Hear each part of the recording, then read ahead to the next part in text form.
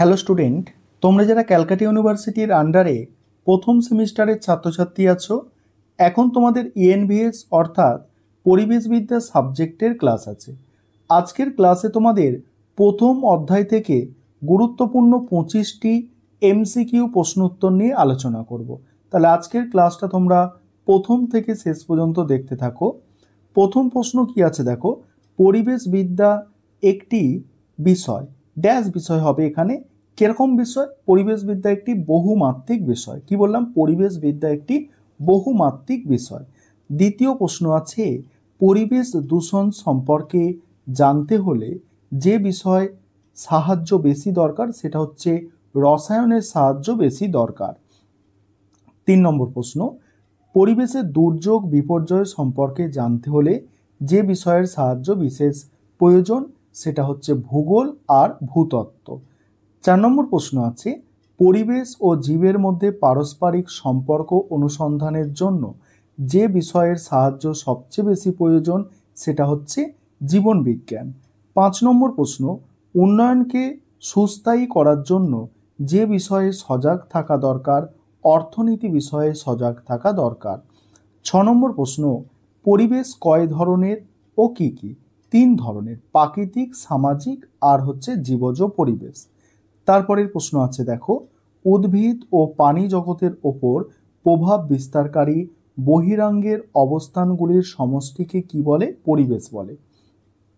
পরের প্রশ্ন আছে, পরিবেশের উপাদানগুলি কয় ধরনের ও কি কি? 2 ধরনের, জড় ও সজীব উপাদান। পরিবেশের ভূপ্রাকৃতিক উপাদান কি? ভূপ্রাকৃতিক উপাদান হচ্ছে নদী। পরিবেশের জলবায়ুগত উপাদান হচ্ছে তাপমাত্রা। নেক্সট আছে, নাসার হিসাব অনুসারে ভূপৃষ্ঠের গড় তাপমাত্রা কত? 15 ডিগ্রি সেলসিয়াস। তারপরে দেখো, পৃথিবীতে পানির বিকাশ ঘটেছে কারণ পৃথিবীতে আছে বায়ুমণ্ডল। বায়ু মানে জানো তোমরা জল, জল আছে বলে। মানব পরিবেশের প্রাচীনতম সদস্য কোনটি? প্রাচীনতম সদস্য হচ্ছে দেখো রামাপিথিকাস, রামাপিথিকাস। তারপরের প্রশ্ন আছে, ডাইনোসরের বিলুপ্তি হচ্ছে ক্রিটেসাস যুগে। ক্রিটেসাস যুগে ডাইনোসরের বিলুপ্তি হয়েছে।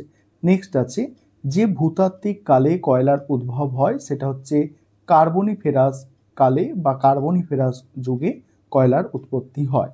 পরের প্রশ্ন, মেরুদণ্ডী প্রাণীর দেখো প্রথম মেরুদণ্ডী জীবের উদ্ভব হয়েছিল অর্ডোভিসিয়ান। পরের প্রশ্ন, মৃতজীবী জীবের বিজ্ঞানসম্মত নাম হচ্ছে স্যাপ্রোটক্স। তারপরে পৃথিবীর বয়স প্রায় কত বছর? 500 কোটি বছর। 500 কোটি বছর। পরের প্রশ্নগুলো আলোচনা করব। একটা বিষয় তোমাদের বলে নিই, তোমাদের জন্য অনলাইন কোচিং ক্লাস চলছে। আমাদের সপ্তাহে 2 দিন করে ক্লাস থাকে। তোমরা যদি কেউ অ্যাডমিশন নিতে ইচ্ছুক থাকো এই নম্বরে যোগাযোগ করতে পারো, 912300005218। এই নম্বরে তোমরা যোগাযোগ করে অ্যাডমিশন নিতে পারো।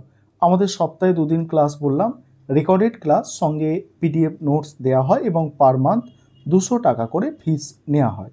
এছাড়া তোমরা যদি কেউ স্টাডি মেটেরিয়াল পারচেস করবে ভাবছো সেক্ষেত্রেও তোমরা এই নম্বরে যোগাযোগ করতে পারো। এই ধরনেরই তোমরা স্টাডি মেটেরিয়াল অর্থাৎ নোটস পাবে সেক্ষেত্রে।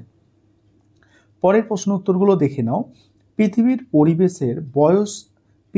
পরিবেশের বয়স কত? পরিবেশের বয়স হচ্ছে 450 কোটি বছর।